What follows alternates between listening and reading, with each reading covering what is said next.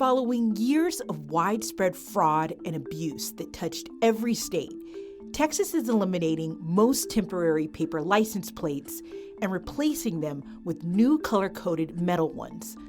This week on Inside the Investigation, investigative reporter Matt Grant explains the new challenges that may arise with the new system.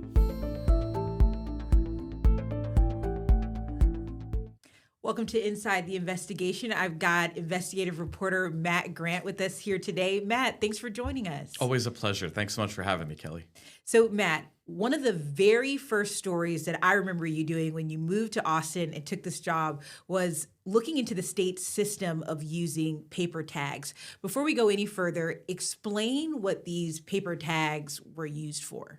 Yeah, it's a story that KXAN has been covering for years. So paper tags, also known as temporary tags or temp tags, what would happen is if you're buying a car, you go to a dealership, the registration process isn't always complete on day one. So they'll give you these temporary paper tags that you'd put on the back of your car, and that would allow you to drive legally on the roads until you're able to get a metal plate. What happened was it created a system that ballooned by law enforcement estimates into a $200 million black market that touched practically every state in the country. What criminals were doing is they were counterfeiting these paper tags, and they were using them to essentially turn their vehicles into what law enforcement called ghost cars. So they were able to essentially hide in plain sight because the tags weren't real. So if you went to scan them, it's one thing if you're going through a toll lane, you can't scan, you don't know who the toll scofflaw is. The problem is that that's one end of the spectrum. On the other end, these tags were linked to murders, burglaries, human trafficking, drug smuggling, a whole host of really serious crimes. And surveillance cameras would make it very difficult to try to track down who this person was because they're essentially invisible. In addition to counterfeiting, what crooks were able to do in recent years was actually infiltrate the Texas DMV's website by posing as car dealers. And there was no checks and balance. So they would submit a photo of a site that turned out to be bogus. They would get a dealership license. And from that, they were able to print hundreds or thousands of real tags with fake information. In our case, law enforcement actually showed us how easy it was able to be done by buying us and registering us a real tag in our name, but with a phony VIN number and an address linked to the Dallas Cowboys Stadium. Wow. Obviously, completely ridiculous, but it was able to be entered successfully into the Texas DMV system. So if law enforcement if that was actually affixed to a car and law enforcement was to scan it or check surveillance after a crime, that might pop up a Mickey Mouse who lives at the Dallas Cowboys Stadium or wherever. Now magnify that across the country. We had internal law enforcement bulletins from the NYPD in New York warning about this, and viewers sending us photos from different states. So this was used by criminals all over, and now a new law that was passed in 2023 just went into effect this week, and it's supposed to streamline the process, make it easier. But again, this is something that, as you'll hear, we've been covering for a long time, and law enforcement now cautiously optimistic that it will help. And so, Matt, explain to us how we got from this huge problem that you just described to this new law. What happened that got us there? Well, it was really a push from law enforcement. Sergeant Jose Escribano, he has been spearheading this initiative to try to do away with paper plates. He's one of the leading experts in the country and certainly in the state. He's with the Travis County Constable's Office, Precinct Number 3. And he's really been leading the charge on this issue and kind of raising the alarms. He's been doing it for years, long before I even got to KXAN. So he's been knocking on doors. We've been covering this issue, so have other media outlets, and it got the attention of lawmakers, resulted in one of the heads of the Texas DMV resigning, and Representative Craig Goldman, who's now in Congress, he introduced House Bill 718, and that's the bill that just went into effect this week. It replaces the temporary tags with new metal ones. And he said that this was a priority for him when it passed. Okay, so let's back up a little bit. We've got this new law, it's in effect.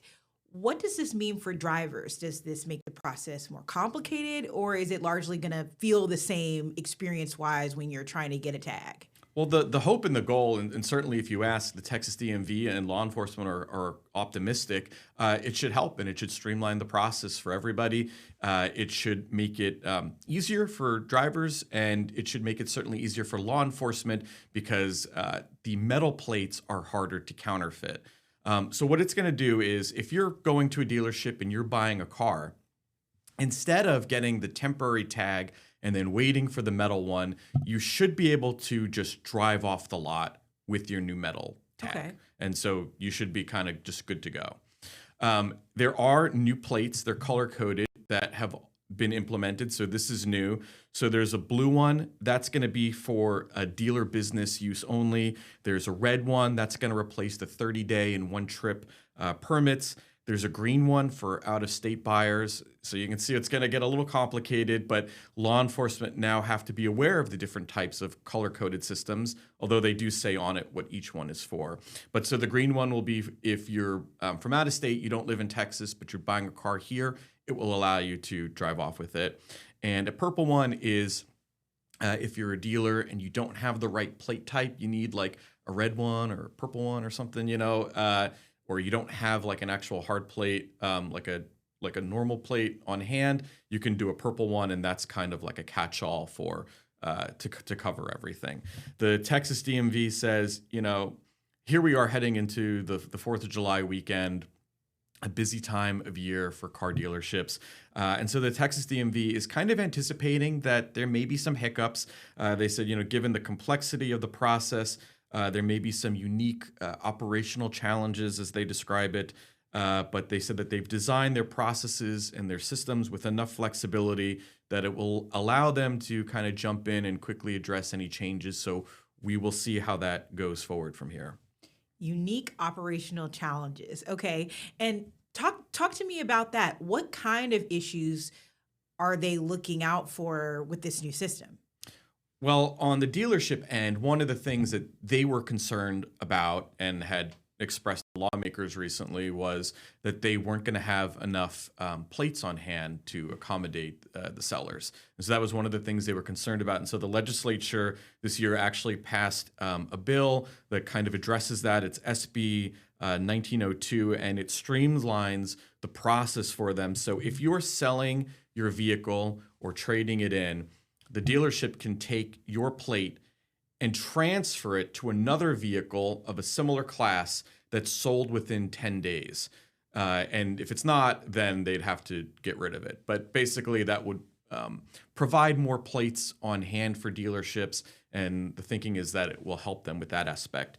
One of the concerns from law enforcement, aside from, will the dealerships be able to handle the new change? And we asked some of the largest representatives of the dealerships across the state, and they have not commented so far on if they're ready and prepared to handle the changeover. So it's a wait and see. But law enforcement's also concerned about criminals and how they will adapt. So in 2022, we talked to some law enforcement officers, deputies, who said anecdotally they were seeing a rise locally in the theft of hard metal plates. And that they thought was attributed to at the time, the crackdown on paper tag fraud. So it will be interesting to see now that paper plates are going away, and as of August 30th, you shouldn't really see any paper tags on the road anymore. But it's something law enforcement's going to be looking at is with this changeover, will there be more thefts of hard plates? And that's something that initially is concerning law enforcement, and also trying to kind of wait and see how this all plays out. There may be some issues that arise that they're not even thinking about yet. And so it's just kind of waiting and seeing how this plays out. But they are cautiously optimistic that this will certainly stem the widespread fraud and abuse that has been taking place with paper tags for years and years. And so Escribano, who we heard from before, has said anything is better than paper. And from his point of view, he's saying good riddance to the problem, and he's looking to the future. Matt, thank you for joining us today. As always, a great investigation. And thank you to everyone listening to this episode of Inside the Investigation. We release a new episode every Friday morning on the KXAN Investigates podcast. You can also watch us on our KXAN Plus app, which is available on Apple TV, Amazon Fire TV, and Roku. I'm Kelly Wiley. We'll see you next time.